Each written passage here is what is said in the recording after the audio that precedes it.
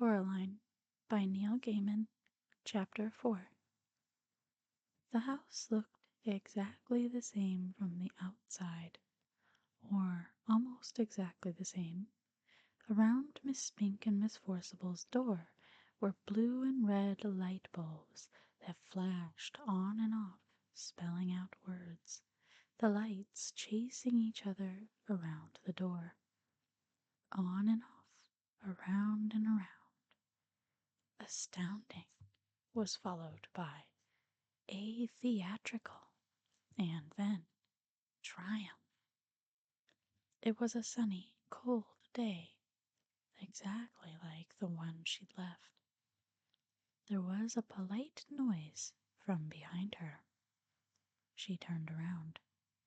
Standing on the wall next to her was a large black cat, identical to the large black cat she'd seen in the grounds at home. "Good afternoon," said the cat. Its voice sounded like the voice at the back of Coraline's head, the voice she thought words in, but a man's voice, not a girl's. "Hello," said Coraline. "I saw a cat like you in the garden at home. You must be the other cat." The cat shook its head. "No," it said. "I'm not the other anything. I'm me." It tipped its head to one side. Green eyes glinted. "You people are spread all over the place. Cats, on the other hand, keep ourselves together, if you see what I mean." "I suppose. But if you're the same cat I saw at home, how can you talk?" "Cats don't have shoulders, not like people do." But the cat shrugged in one smooth movement that started at the tip of its tail and ended in a raised movement of its whiskers. "I can talk." "Cats don't talk at home." "No," said the cat. "No," said Coraline. The cat leaped smoothly from the wall to the grass near Coraline's feet. It stared up at her. "Well, you're the expert on these things," said the cat dryly. "After all, what would I know? I'm only a cat."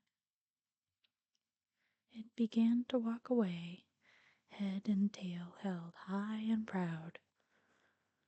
"Come back," said Coraline. "Please, I'm sorry. I really am." The cat stopped walking, sat down, and began to wash itself thoughtfully, apparently unaware of Coraline's existence. We could be friends, you know," said Coraline. "We could be rare specimens of an exotic breed of African dancing elephants," said the cat. "But we're not. At least," it added cattily, after darting a brief look at Coraline, "I'm not." Coraline sighed. "Please, what's your name?" Coraline asked the cat. "Look, I'm Coraline, okay?" The cat yawned slowly, carefully, revealing a mouth and tongue of astounding pinkness. "Cats don't have names," it said. "No," said Coraline. "No," said the cat. "Now, you people have names. That's because you don't know who you are. We know who we are, so we don't need names." There was something irritatingly self-centered about the cat, Coraline decided, as if it were, in its opinion, the only thing in any world or place that could possibly be of any importance. half of her wanted to be very rude to it. The other half of her wanted to be polite and deferential. The polite half won. Please, what is this place? The cat glanced around briefly. It's here, said the cat. I can see that. Well, how did you get here? Like you did. I walked, said the cat. Like this. Coraline watched as the cat slowly walked across the lawn. It walked behind a tree, but didn't come out the other side.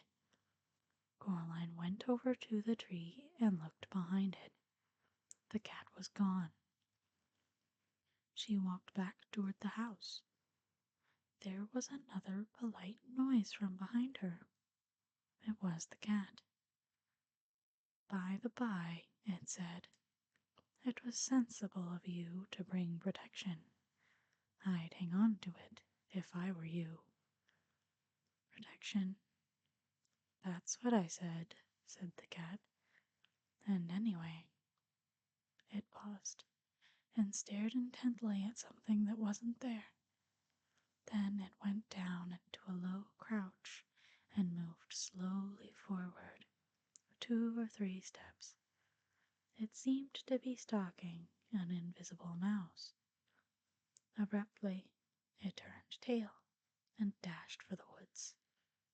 It vanished among the trees. Coraline wondered what the cat had meant. She also wondered whether cats could all talk where she came from and just chose not to, or whether they could only talk when they were here, wherever here was. She walked down the brick steps to the Mrs. Spink Enforcible's front door. The blue and red lights flashed on and off. The door was open, just slightly. She knocked on it, but her first knock made the door swing open, and Coraline went in. She was in a dark room that smelled of dust and velvet. The door swung shut behind her, and the room was black. Coraline edged forward into a small anteroom. Her face brushed against something soft. It was cloth. She reached up her hand and pushed at the cloth.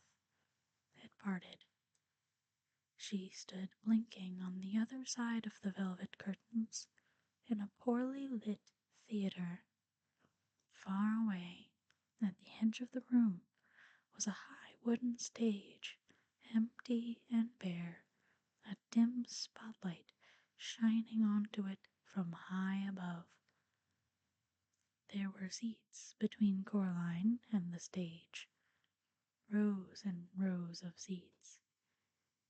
She heard a shuffling noise, and a light came toward her, swinging from side to side. When it was closer, she saw the light was coming from a flashlight being carried in the mouth of a large black Scotty dog, its muzzle gray with age. "Hello," said Coraline. The dog put the flashlight down on the floor and looked up at her. "Right, let's see your ticket," he said gruffly. "Ticket? That's what I said. Ticket. I haven't got all day, you know. You can't watch the show without a ticket." Coraline sighed. "I don't have a ticket," she admitted. "Another one," said the dog gloomily. "Come in here. Bold as anything. Where's your ticket?" "Haven't got one. I don't know." It shook its head, then shrugged. "Come on, then." He picked up the flashlight in his mouth and trotted off into the dark. Coraline followed him. When he got near the front of the stage, he stopped and shone the flashlight onto an empty seat Coraline sat down, and the dog wandered off. As her eyes got used to the darkness, she realized that the other inhabitants of the seats were also dogs. There was a sudden hissing noise from behind the stage. Coraline decided it was the sound of a scratchy old record being put onto a record player. The hissing became the noise of trumpets, and Miss Spink and Miss Forcible came onto the stage. Miss Spink was riding a one-wheeled bicycle and juggling balls. Miss Forcible skipped behind her, holding a basket of flowers.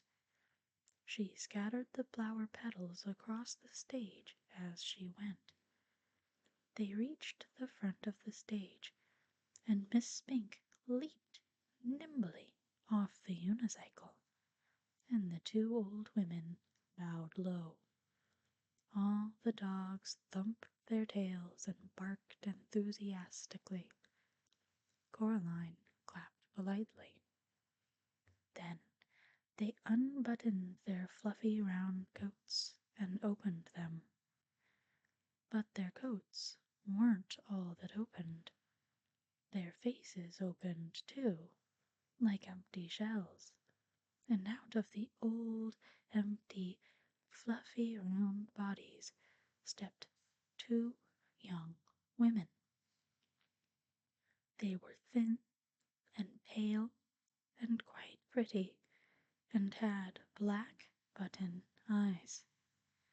The new Miss Spink was wearing green tights and high brown boots that went most of the way up her legs. The new Miss Forcible wore a white dress and had flowers in her long yellow hair. Coraline pressed back against her seat. Miss Spink went off the stage, and the noise of trumpets squealed as the gramophone needle dug its way across the record and was pulled off. "This is my favorite bit," whispered the little dog in the seat next to her. The other Miss Forcible picked a knife out of a box on the corner of the stage. "Is this a dagger that I see before me?" she asked. "Yes," shouted all the little dogs. "It is." Miss Forcible curtsied, and all the dogs applauded again. Coraline didn't bother clapping this time. Miss Spink came back on. She slapped her thigh, and all the little dogs woofed. "And now," Miss Spink said, "Miriam and I proudly present a new and exciting addendum to our theatrical exposition. Do I see a volunteer?" The little dog next to Coraline nudged her with its front paw. "That's you," it hissed. Coraline stood up and walked up the wooden steps to the stage. "Can I have a big round of applause for the young volunteer?" asked Miss Pink. The dogs woofed and squealed and thumped their tails on the velvet seats. "Now, Coraline," said Miss Pink, "what's your name?" "Coraline," said Coraline. "And we don't know each other, do we?" Coraline looked at the thin young woman with black button eyes and shook her head slowly. "Now," said the other Miss Spink, "stand over here." She led Coraline over to a board by the side of the stage and put a balloon on top of Coraline's head. Miss Spink walked over to Miss Forcible. She blindfolded Miss Forcible's button eyes with a black scarf and put the knife into her hands.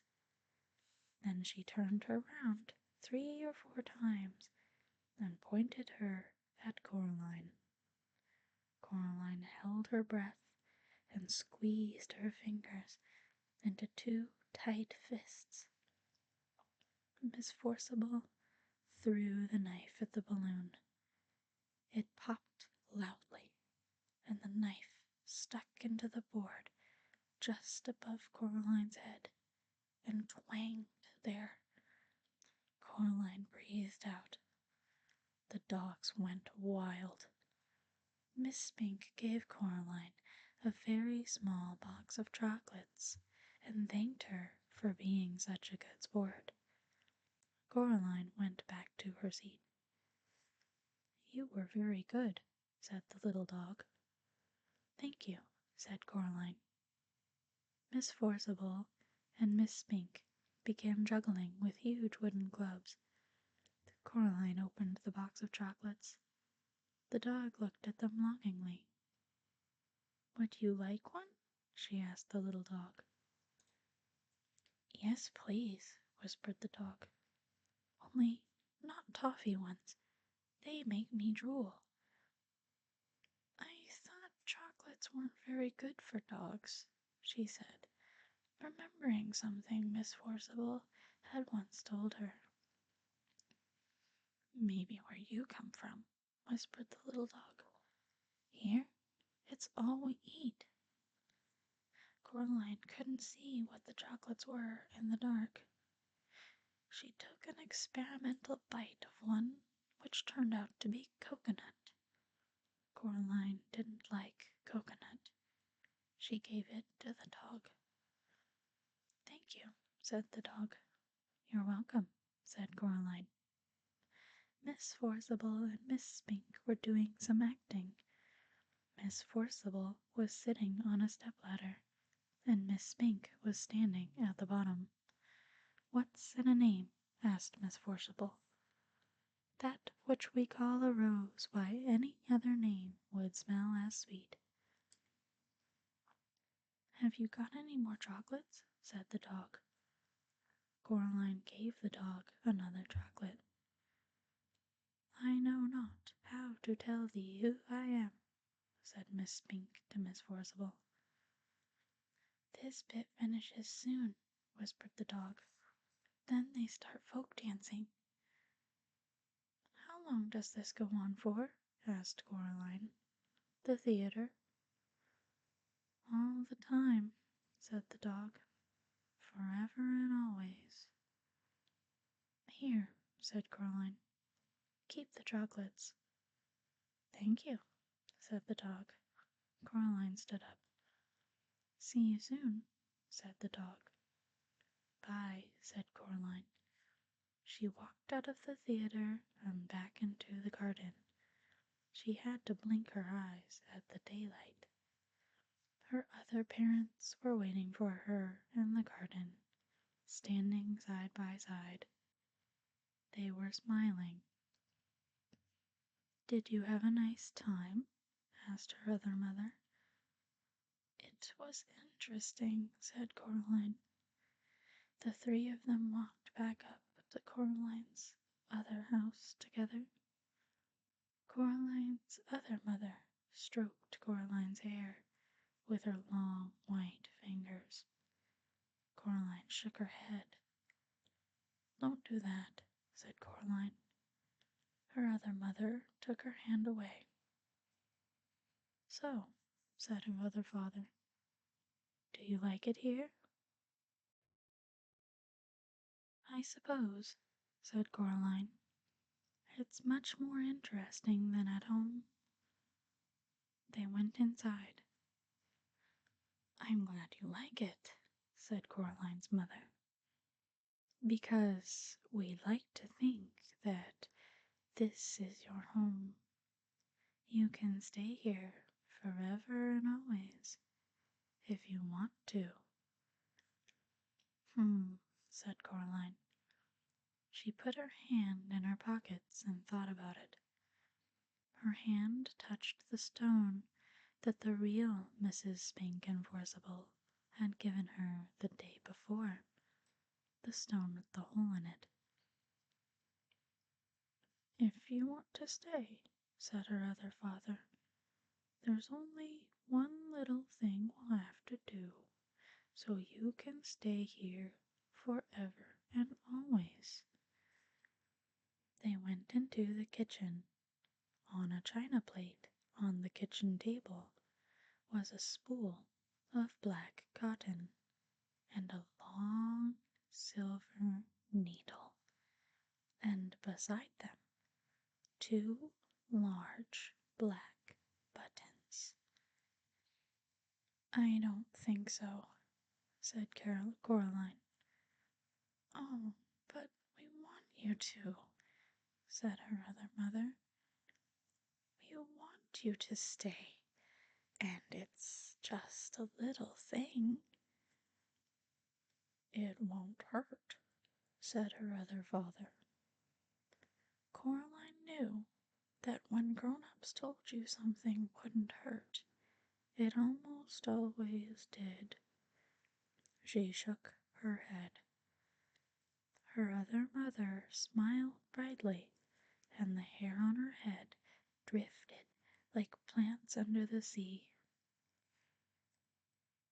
We only want what's best for you, she said. She put her hand on Coraline's shoulder. Coraline backed away. I'm going now, said Coraline. She put her hands in her pockets. Her fingers closed around the stone with the hole in it. Her other mother's hand scuttled off Coraline's shoulder like a frightened spider. If that's what you want, she said. Yes, said Coraline. We'll see you soon, though, said her other father, when you come back. Said Coraline, and then we'll all be together as one big happy family, said her other mother, forever and always. Coraline backed away. She turned and hurried into the drawing room and pulled open the door in the corner. There was no brick wall there now, just darkness, a night-black underground darkness that seemed as if things in it might be moving. Coraline hesitated. She turned back. Her other mother and her other father were walking toward her, holding hands. They were looking at her with their black button eyes. Or at least she thought they were looking at her. She couldn't be sure. Her other mother reached out her free hand and beckoned gently with one white finger. Her pale lips mouthed, "Come back soon," although she said nothing aloud. Coraline took a deep breath and stepped into the darkness, where strange voices whispered and distant winds howled. She became certain that there was something in the dark behind her, something very old and very slow. Her heart beat so hard and so loudly she was scared it would burst out of her chest. She closed her eyes against the dark. Eventually, she bumped into something and opened her eyes, startled. She had bumped into an armchair in her drawing room. The open doorway behind her was blocked by rough red bricks. She was home. Coraline by Neil Gaiman, Chapter 5. Coraline locked the door of the drawing room with the cold black key. She went back into the kitchen and climbed onto a chair. She tried to put the bunch of keys back on top of the doorframe again. She tried 4 or 5 times before she was forced to accept that she just wasn't big enough, and she put them down on the counter next to the door. Her mother still hadn't returned from her shopping expedition. Coraline went to the freezer and took out the spare loaf of frozen bread in the bottom compartment. She made herself some toast with jam and peanut butter. She drank a glass of water. She waited for her parents to come back. When it began to get dark, Coraline microwaved herself a frozen pizza. Then Coraline watched television. She wondered why grown-ups gave themselves all the good programs, with all the shouting and running around in. After a while, she started yawning. Then she undressed, brushed her teeth, and put herself to bed. In the morning, she went into her parents' room, but their bed hadn't been slept in, and they weren't around. She ate canned spaghetti for breakfast. For lunch, she had a block of cooking chocolate and an apple. The apple was yellow and slightly shriveled, but it tasted sweet and good. For tea, she went down to see Mrs. Spink and Forcible. She had 3 digestive biscuits, a glass of limeade, and a cup of weak tea. The limeade was very interesting. It didn't taste anything like limes. It tasted bright green and vaguely chemical. Coraline liked it enormously. She wished they had it at home. "How are your dear mother and father?" asked Miss Spink. "Missing," said Coraline. "I haven't seen either of them since yesterday. I'm on my own. I think I've probably become a single-child family." "Tell your mother that we found the Glasgow Empire press clippings we were telling her about. She seemed very interested when Miriam mentioned them to her." "She's vanished under mysterious circumstances," said Coraline, "and I believe my father has as well." "I'm afraid we'll be out all day tomorrow, Caroline Levy," said Miss Forcible. "We'll be staying over with April's niece in Royal Tunbridge Wells." They showed Coraline a photographic album with photographs of Miss Spink's niece in it, and then Coraline went home. She opened her money box and walked down to the supermarket. She bought 2 large bottles of limeade, a chocolate cake, and a new bag of apples, and went back home and ate them for dinner. She cleaned her teeth and went into her father's office. She woke up his computer and wrote a story. Coraline's story. There was a girl, her name was Apple. She used to dance a lot. She danced and danced until her feet turned into sausages. The end. She printed out the story and turned off the computer. Then she drew a picture of the little girl dancing underneath the words on the paper.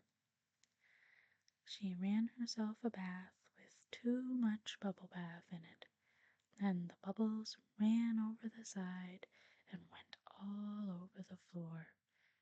She dried herself and the floor as best she could and went to bed.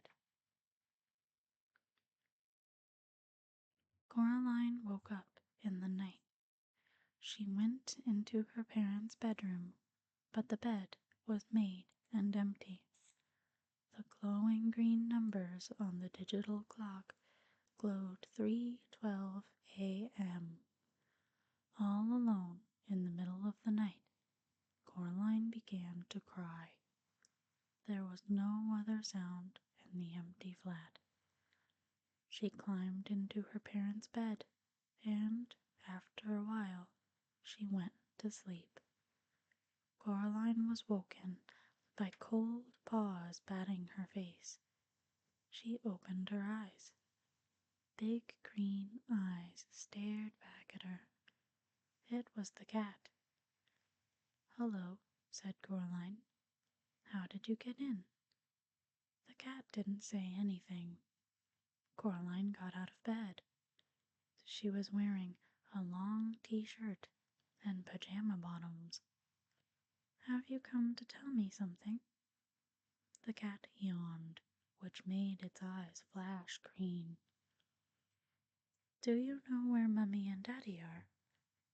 The cat blinked at her slowly. "Is that a yes?" The cat blinked again. Coraline decided that it was indeed a yes. "Will you take me to them?" The cat stared at her. Then it walked out into the hall. She followed it. It walked the length of the corridor and stopped down at the very end, where a full-length mirror hung. The mirror had been, a long time before, the inside of a wardrobe door. It had been hanging there on the wall when they moved in, and although Coraline's mother had spoken occasionally of placing it with something newer, she never had. Coraline turned on the light in the hall. The mirror showed the corridor behind her. That was only to be expected.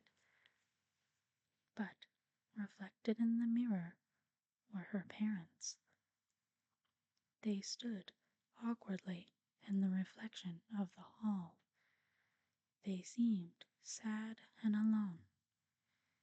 As Coraline watched, they waved to her slowly with limp hands. Coraline's father had his arm around her mother. In the mirror, Coraline's mother and father stared at her. Her father opened his mouth and said something, but she could hear nothing at all. Her mother breathed on the inside of the mirror glass, and quickly, before the fog faded, she wrote, "Help us," with the tip of her forefinger. The fog on the inside of the mirror fainted, and so did her parents. And now the mirror reflected only the corridor, and Coraline, and the cat. "Where are they?" Coraline asked the cat. The cat made no reply, but Coraline could imagine its voice, dry as a dead fly on a window-sill in winter, saying, "Well, where do you think they are?" "They aren't going to come back, are they?" said Coraline. "Not under their own steam." The cat blinked at her. Coraline took it as a yes. "Right," said Coraline. "Then I suppose there is only one thing left to do." She walked into her father's study. She sat down at his desk. Then she picked up the telephone, and she opened the phone book and telephoned the local police station. "Police," said a gruff male voice. "Hello," she said. "My name is Coraline Jones." "You're up a bit after your bedtime, aren't you, young lady?" said the policeman. "Possibly," said Coraline, who was not going to be diverted. "But I am ringing to report a crime." "And what sort of crime would that be?" "Kidnapping." grown-up napping, really. My parents have been stolen away into a world on the other side of the mirror in our hall." "And do you know who stole them?" asked the police officer.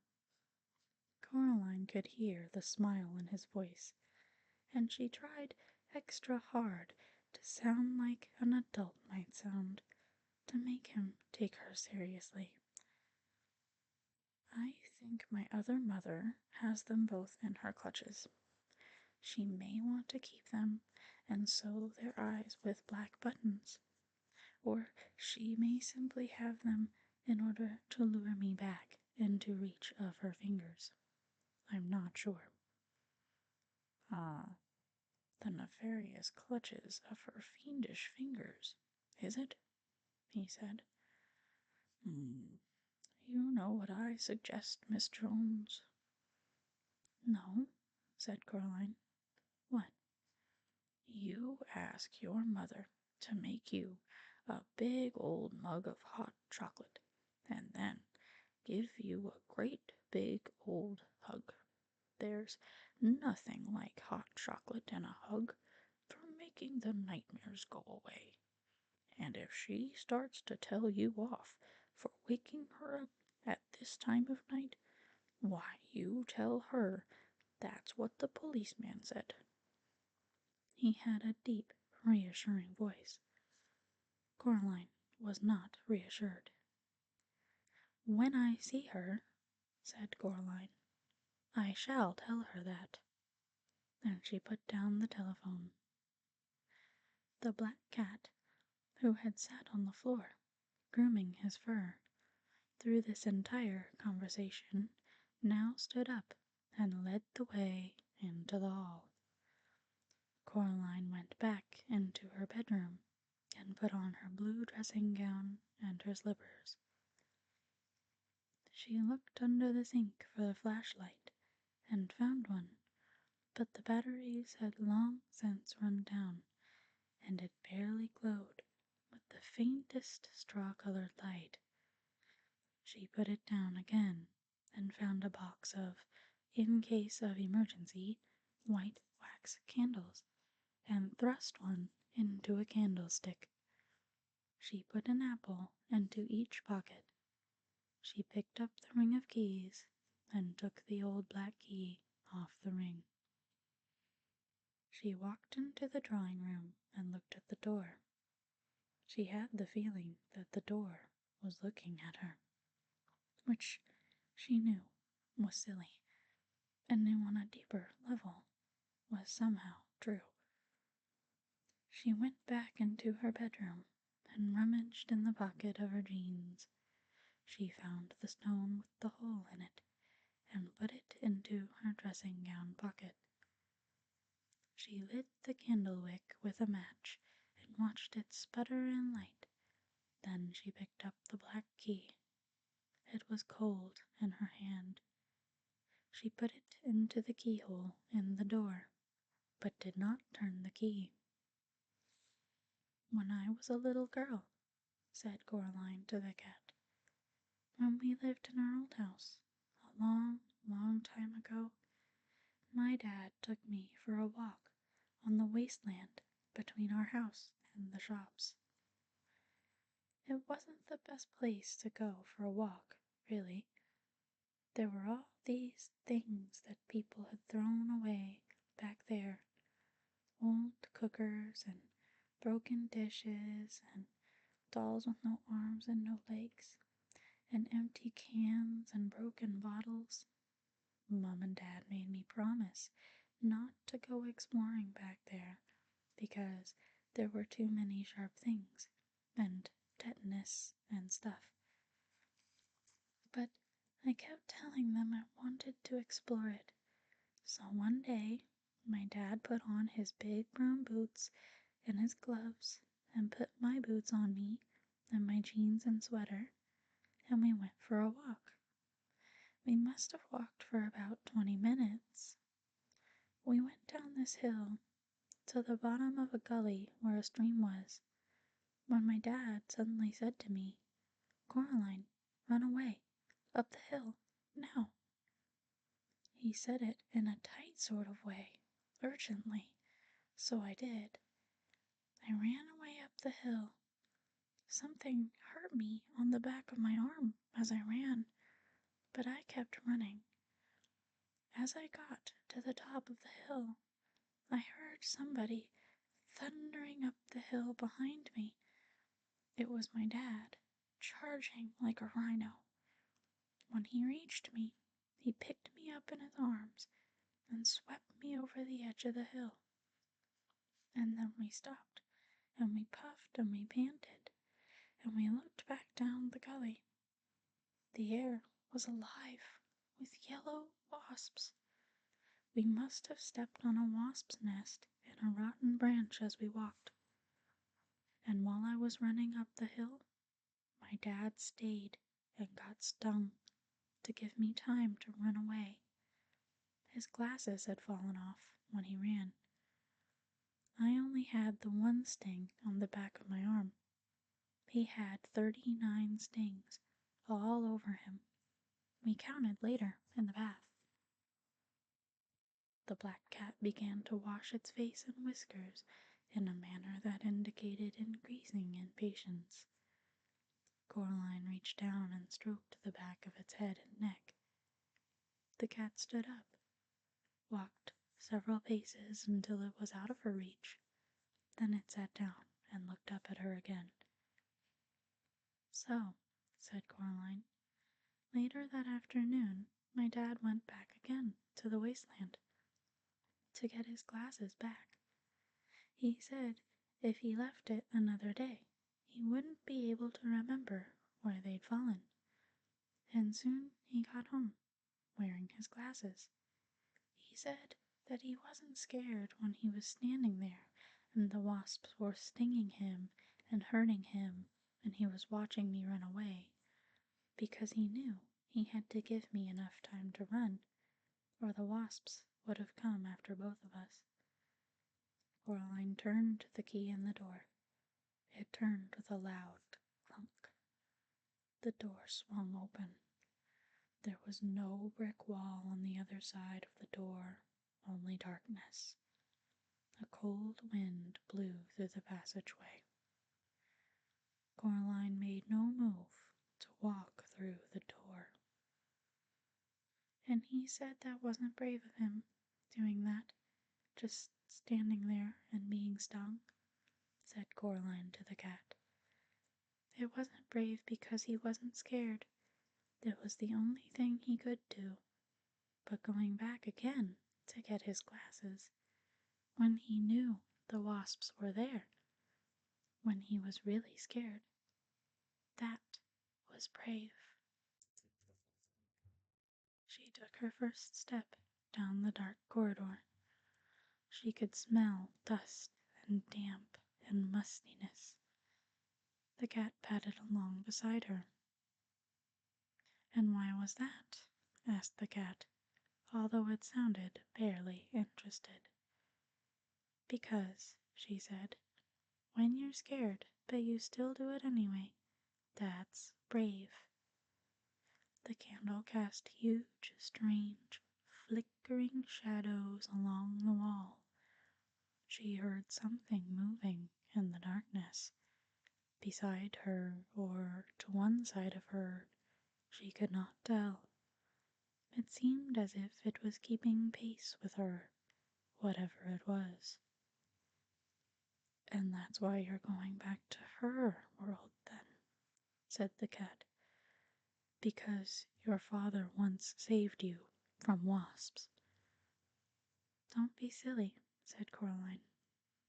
"I'm going back for them because they are my parents. And if they noticed I was gone, I'm sure they would do the same for me. You know, you're talking again." "How fortunate I am," said the cat, "in having a traveling companion of such wisdom and intelligence." Its tone remained sarcastic, but its fur was bristling, and its brush of a tail stuck up in the air. Coraline was going to say something like, "Sorry," or "Wasn't it a lot shorter walk last time?" when the candle went out as suddenly as if it had been snuffed by someone's hand. There was a scrabbling and a pattering, and Coraline could feel her heart pounding against her ribs. She put out one hand and felt something wispy, like a spider's web, brush her hands and her face. At the end of the corridor, the electric light went on, blinding after the darkness. A woman stood, silhouetted by the light, a little ahead of Coraline. "Coraline, darling," she called. "Mom," said Coraline, and she ran forward, eager and relieved. "Darling," said the woman, "why did you ever run away from me?" Coraline was too close to stop, and she felt the other mother's cold arms enfold her. She stood there, rigid and trembling, as the other mother held her tightly. "Where are my parents?" Coraline asked. "We're here," said her other mother, in a voice so close to her real mother's that Coraline could scarcely tell them apart. "We're here. We're ready to love you, and play with you, and feed you, and make your life interesting." Coraline pulled back, and the other mother let her go with reluctance. The other father, who had been sitting on a chair in the hallway, stood up and smiled. "Come on into the kitchen," he said. "I'll make us a midnight snack, and you'll want something to drink. Hot chocolate, perhaps?" Coraline walked down the hallway until she reached the mirror at the end. There was nothing reflected in it but a young girl in her dressing gown and slippers, who looked like she had recently been crying, but whose eyes were real eyes, not black buttons, and who was holding tightly to a burned-out candle in a candlestick. She looked at the girl in the mirror, and the girl in the mirror looked back at her. "I will be brave," thought Coraline. "No, I am brave." She put down the candlestick on the floor, then turned around. The other mother and the other father were looking at her hungrily. "I don't need a snack," she said. "I have an apple. See?" And she took an apple from her dressing gown pocket, then bit into it with relish and an enthusiasm that she did not really feel. The other father looked disappointed. The other mother smiled, showing a full set of teeth, and each of the teeth was a tiny bit too long. The lights in the hallway made her black button eyes glitter and gleam. "You don't frighten me," said Coraline, although they did frighten her very much. "I want my parents back." The world seemed to shimmer a little at the edges. "Whatever would I have done with your old parents? If they have left you, Coraline, it must be because they became bored with you or tired. Now, I will never become bored with you, and I will never abandon you. You will always be safe here with me." The other mother's wet-looking black hair drifted around her head like the tentacles of a creature in the deep ocean. They weren't bored of me, said Coraline. You're lying. You stole them. Silly, silly Coraline. They are fine, wherever they are. Coraline simply glared at the other mother. I'll prove it, said the other mother, and brushed the surface of the mirror with her long white fingers. It clouded over as if a dragon had breathed on it, and then it cleared.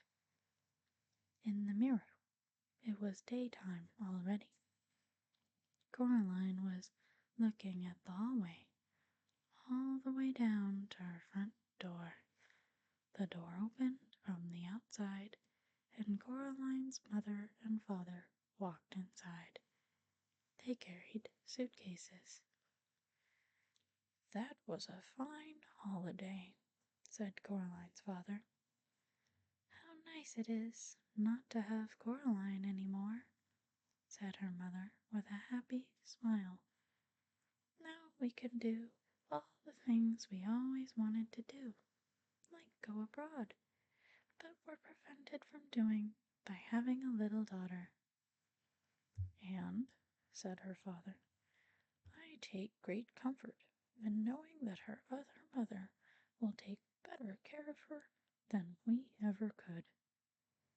The mirror fogged and faded and reflected the night once more. See, said her other mother. No, said Coraline. I don't see, and I don't believe it either. She hoped that what she had just seen was not real, but she was not as certain as she sounded. There was a tiny doubt inside her, like a maggot in an apple core. Then she looked up and saw the expression on her other mother's face, a flash of real anger, which crossed her face like summer lightning, and Coraline was sure in her heart that what she had seen in the mirror was no more than an illusion. Coraline sat down on the sofa and ate her apple. Please, said her other mother, don't be difficult. She walked into the drawing room and clapped her hands twice. There was a rustling noise and a black rat appeared. It stared up at her. Bring me the key, she said. The rat chittered. Then it ran through the open door that led back to Coraline's own flat. The rat returned, dragging the key behind it. Why don't you have your own key on this side? Asked Coraline. There is only one key, only one door, said the other father. Hush, said the other mother. You must not bother our darling Coraline's head with such trivialities. She put the key in the keyhole and twisted. The lock was stiff, but it clunked closed. She dropped the key into her apron pocket. Outside, the sky had begun to lighten to a luminous gray. If we aren't going to have a midnight snack, said the other mother, we still need our beauty sleep. I am going back to bed, Coraline. I would strongly suggest that you do the same. She placed her long white fingers on the shoulders of the other father, and she walked him out of the room. Coraline walked over to the door at the far corner of the drawing room. She tugged on it, but it was tightly locked. The door of her other parent's bedroom was now closed. She was indeed tired, but she did not want to sleep in that bedroom. She did not want to sleep under the same roof as her other mother. The front door was not locked. Coraline walked out into the dawn, then down the stone stairs. She sat down on the bottom step. It was cold. Something furry pushed itself against her side in one smooth, insinuating motion. Coraline jumped, then breathed a sigh of relief when she saw what it was.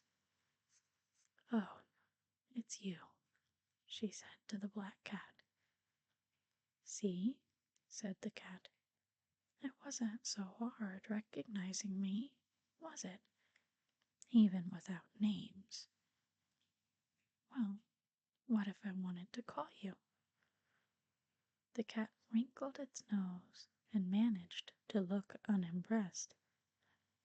"Calling cats," it confided, "tends to be a rather overrated activity. Might as well call a whirlwind." "What if it was dinner time?" asked Coraline. "Wouldn't you want to be called then?" "Of course," said the cat, "but a simple cry of 'dinner' would do nicely. See? No need for names." "Why does she want me?" Coraline asked the cat. "Why does she want me to stay here with her?" "She wants something to love, I think," said the cat. "Something that isn't her. She might want something to eat as well. It's hard to tell with creatures like that." "Do you have any advice?" asked Coraline. The cat looked as if it were about to say something else sarcastic. Then it flicked its whiskers and said, "Challenge her. There's no guarantee she'll play fair, but her kind of thing loves games and challenges." "What kind of thing is that?" asked Coraline. But the cat made no answer, simply stretched luxuriantly and walked away. Then it stopped and turned and said, "I'd go inside if I were you. Get some sleep. You have a long day ahead of you." And then the cat was gone. Still, Coraline realized, it had a point. She crept back into the silent house, past the closed bedroom door, which inside the other mother and the other father. What, she wondered, slept, waited.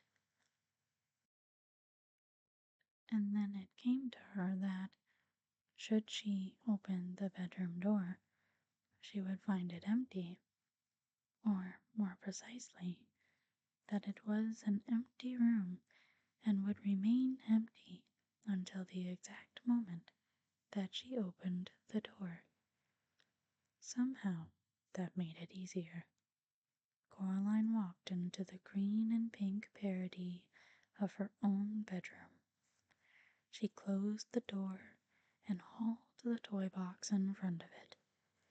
It would not keep anyone out, but the noise somebody would make trying to dislodge it would wake her, she hoped. The toys in the toy box were still mostly asleep, and they stirred and muttered as she moved their box, and then they went back to sleep. Coraline checked under her bed, looking for rats, but there was nothing there. She took off her dressing gown and slippers and climbed into bed and fell asleep with barely enough time to reflect, as she did so, on what the cat could have meant by a challenge.